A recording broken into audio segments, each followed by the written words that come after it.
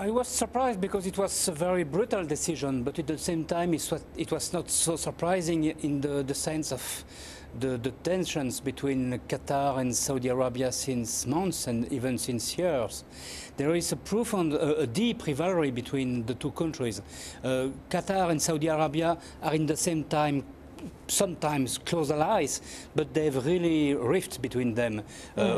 For instance, on the question of the Muslim Brotherhood, which is fully supported by Qatar and not by Saudi Arabia, of course.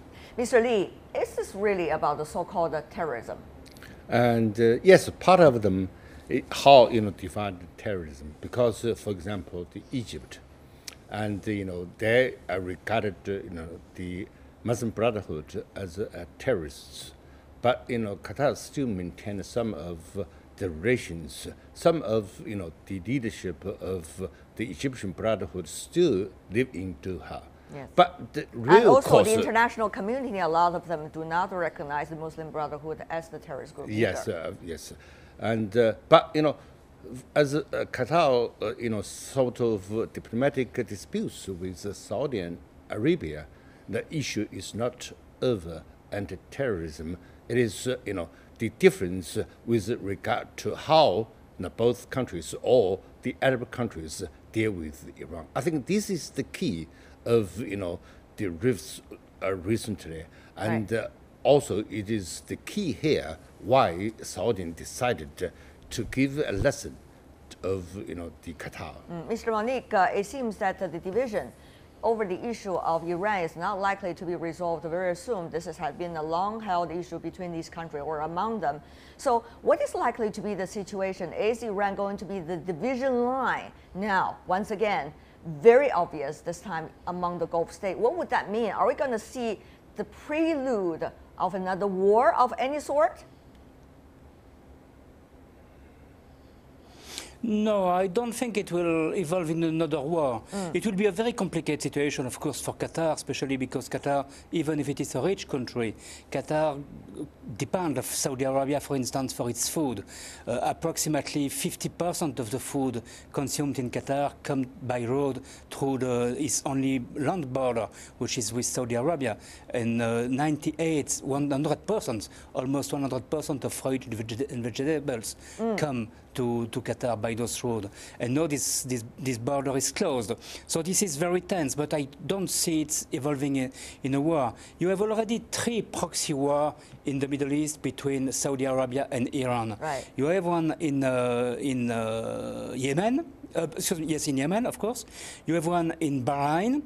And at the very beginning of the ISIS story in Syria and Iraq, Saudi Arabia was supporting ISIS because ISIS was fighting the government of Syria and Iraq, which are supported by Iran. So I don't see them beginning a new war. They don't need it.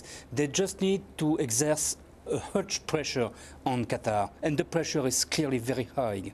Very at this point. Mr. Li, of course, all of this happened right after the U.S. President Donald Trump visited Saudi Arabia. This seems to be a coordinated effort by the 7 countries. Of course, they announced it separately. The question is, to what extent that has been getting the consent of Washington?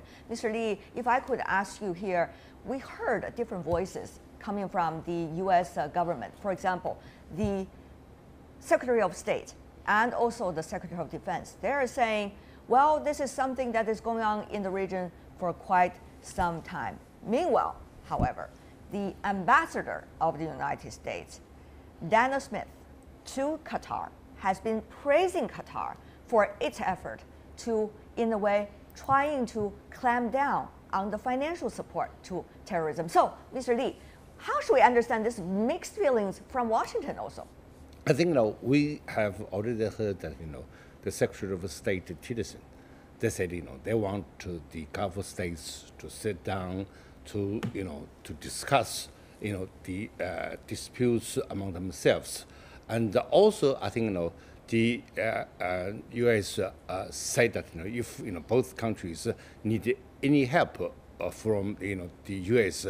to mediate the 2 parties, the U.S. is willing to help both countries or some of the countries to solve this problem through negotiations.